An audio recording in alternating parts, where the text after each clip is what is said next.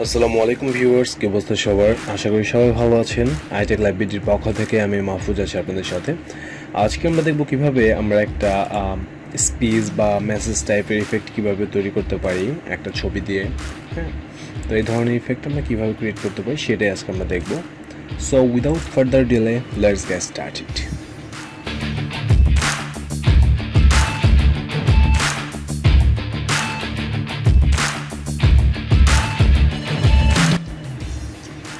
তো আমাদের ফার্স্টে আমরা যেটা করব, কন্ট্রোল অথবা ফাইল থেকে ওপেন, নতুন একটা পেজ ওপেন করব। আমাদের ছবিটা যেখানে আছে আমরা ছবিটা নিয়েই কাজ করব। তো ছবিটা নিয়েই আমরা ওপেন করলাম, জাস্ট এরকম। এই হচ্ছে আমাদের পিকচারটা, রাইট?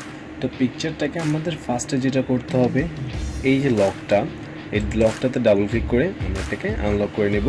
আমরা এটাকে নাম দিয়ে দিলাম বিজি অথবা দিয়ে দিলাম মডেল। মডেল, ওকে।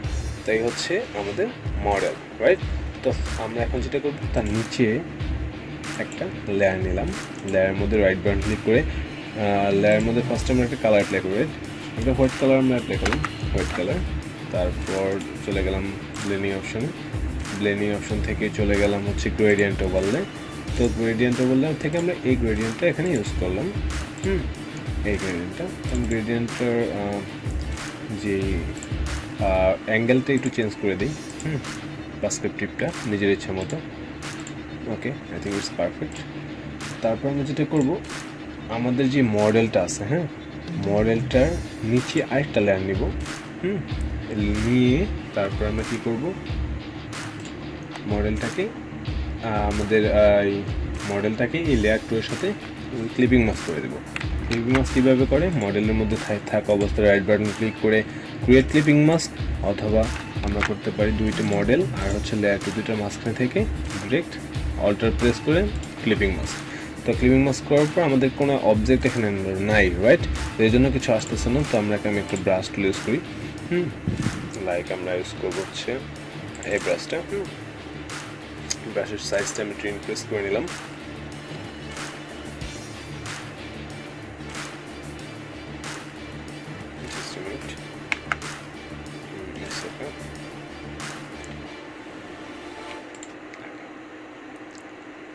জাস্ট অ্যাপ্লাই করি এরকমভাবে। একটা ভালো ইফেক্ট এখানে দিতেছে, রাইট? তো এরকম আমরা একটু চেঞ্জ করে নিই ব্রাশটাকে।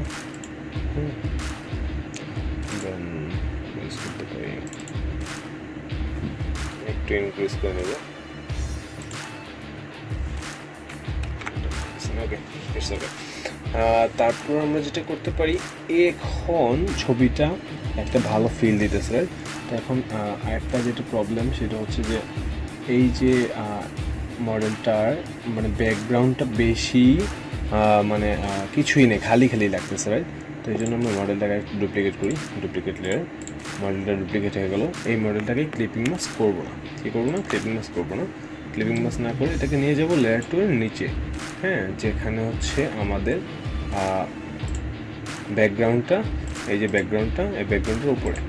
তারপরে আমরা জাস্ট নর্মাল থেকে আমাদের যে ব্লেন্ডিং মোডটা আছে এটাকে চেঞ্জ করে দেবো।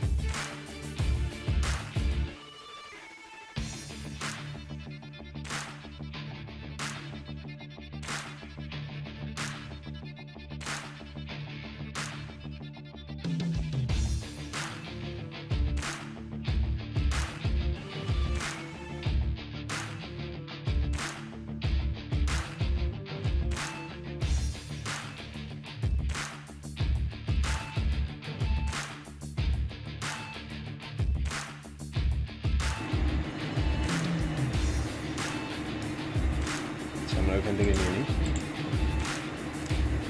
লাইক এটাই।